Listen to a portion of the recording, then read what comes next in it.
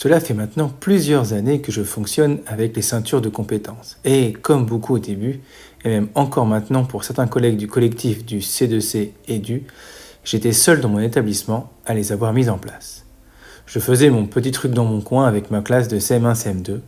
Je me sentais un peu isolé, mais j'étais tellement persuadé que c'était le meilleur moyen de faire progresser mes élèves au quotidien que cela ne me freinait pas.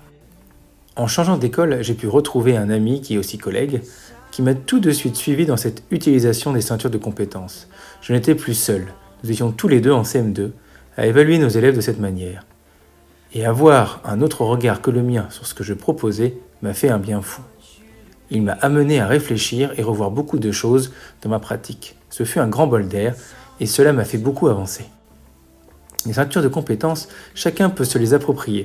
Ce n'est pas une méthode fermée, c'est vraiment primordial de le savoir avant de se lancer. Nous étions alors deux classes à utiliser les ceintures, et cela n'était pas évident pour les élèves de se faire à ce système. Et puis, il fallait bien le présenter aux parents qui n'avaient pas cette représentation de l'école.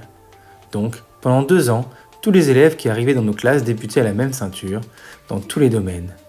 Ce n'était pas l'idéal car c'était arbitraire, et pour certains la marche était trop haute, et pour d'autres cela était trop facile. Il fallait donc que l'on fasse évoluer cela. J'ai de la chance, j'ai dans mon école un chef d'établissement qui me fait confiance et des collègues motivés qui n'ont pas peur de faire évoluer leurs pratiques. Je leur ai donc proposé d'utiliser les ceintures de compétences sur plusieurs niveaux. Tout était presque clé en main, car avec le collectif, nous avions construit des référentiels et des essais de la petite section à la 6e. Mon directeur était emballé et mes collègues de CM1 aussi. Nous avons donc lancé les ceintures sur 2 niveaux, CM1 et CM2. Nous nous sommes beaucoup concertés au début, nous avons beaucoup échangé. Avec nos années de recul, avec mon collègue, nous avons pu au mieux accompagner nos collègues de CM1 à leur début. Et l'année d'après, nous avons donc accueilli en CM2 des élèves qui avaient déjà 1 an de pratique de ceinture de compétences. Et cela a tout changé. Les élèves ont repris leur progression et leur travail là où ils l'avaient arrêté l'année précédente. Ils ont repris des habitudes, des réflexes qu'il fallait, les années précédentes, mettre en place durant tout le premier trimestre. Quel gain de temps en début d'année sur la mise en place. De mon côté, plus besoin de le présenter aux élèves et aux parents. Toujours les accompagner bien évidemment, mais ce n'est plus une nouveauté. Les élèves arrivent donc en CM2 et ils reprennent là où ils en étaient. Et cela est très rassurant pour eux. Pour nous, un peu plus de travail de préparation en amont, mais vraiment heureux de prendre en compte chaque élève dans leurs différences. Les collègues de CM1, malgré quelques difficultés dans la mise en place, étaient aussi heureuses de fonctionner avec les ceintures et se sont bien appropriées le système. Sur mes conseils, elles avaient choisi de commencer avec 4 puis 5 référentiels sur les 8 principaux. Elles ont fait un gros travail de préparation sur les parcours entre les essais. Et cette année, une collègue de CM1 est passée en CE2 et a convaincu sa collègue de la suivre dans ce projet. Coup de chance. Donc maintenant, les ceintures sont en place dès le CE2. C'est donc devenu un projet d'établissement. Les élèves auront un suivi précis de leurs compétences sur 3 ans, du CE2 au CM2. Avec les collègues à mi-temps, nous sommes 8 enseignants à faire évoluer nos classes autour des ceintures de compétences.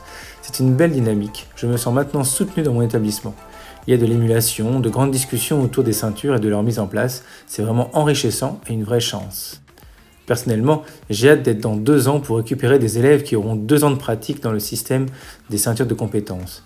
Je ne l'ai jamais vécu. J'espère aussi convaincre mes collègues de CP et CE1 de se lancer aussi dans l'aventure, je croise les doigts. Mon directeur a vraiment été convaincu du projet et le présente dorénavant aux parents lors des rendez-vous d'inscription. Il en parle en réunion de directeur et autour de lui. Cela devient un peu la marque de fabrique de l'établissement. Je vais les présenter au collège, dans les autres écoles. C'est vraiment valorisant pour l'école. La plupart des parents sont convaincus par ce système, même si certains encore résistent, car ce n'est pas ce qu'ils ont vécu quand ils étaient eux à l'école. J'échange beaucoup avec des collègues qui ont envie de se lancer mais se sentent peu suivis et trop isolés. Hésitent à franchir le pas. Car, pour ne rien vous cacher, cela demande énormément de travail en amont. J'ai eu la chance d'avoir un collègue qui m'a suivi tout de suite dans cette école et qui m'a fait passer un palier.